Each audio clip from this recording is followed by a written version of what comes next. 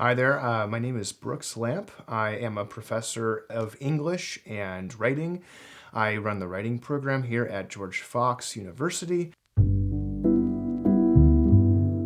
Something important about me is that I was homeschooled after the third grade, and I loved reading really big books when I was growing up. I would go to my parents' shelf and look for like the longest book possible that was available on their shelf. The one that was the longest was a trilogy called Lord of the Rings by J.R.R. Tolkien.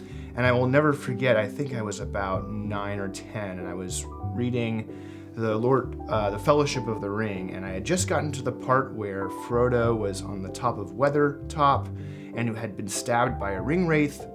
And my mom came into my bedroom and took the book away from me because she said she had been looking at it and saw that there was magic and fairies in it and was worried that that would be damaging to me spiritually.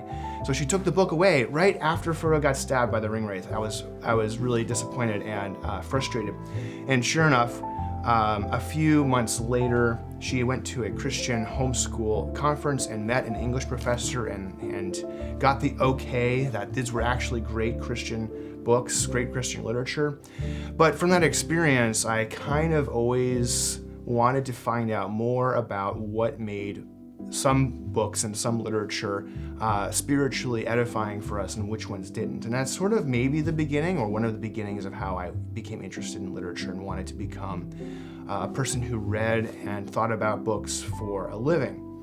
In college, I studied American poetry, and I was very interested in why poems are put together the way they are.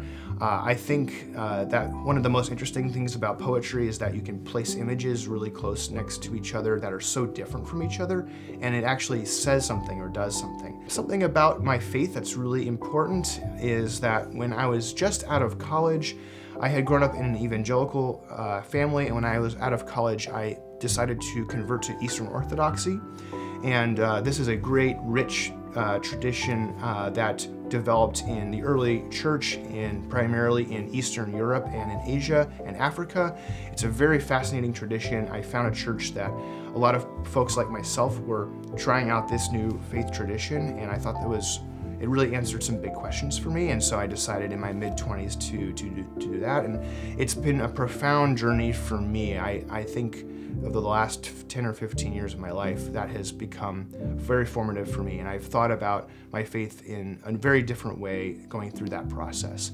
And in fact, it's helped my intellectual work as well, because it gives me a whole different framework for thinking about those big questions about art and beauty and goodness and truth, sort of like the Tolkien question that I was talking about. Why are certain works edifying for us and not?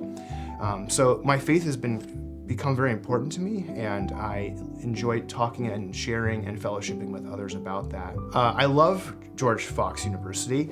I mentioned it's in Oregon. That is one of the most important things about it to me, but it reminds me, more importantly, I think it reminds me of where I went to college. I went to a very small Christian liberal arts college in Virginia, and there was only about 200 students when I went and only 2 majors.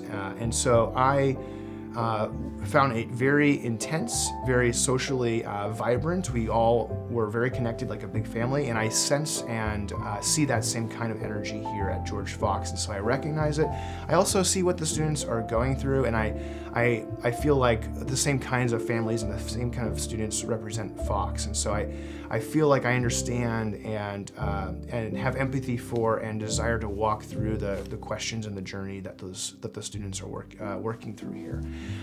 So it feels like home in a way, even though my faith formation has taken me in a different direction. I look back and I see myself when I was a college student and the questions that are being asked.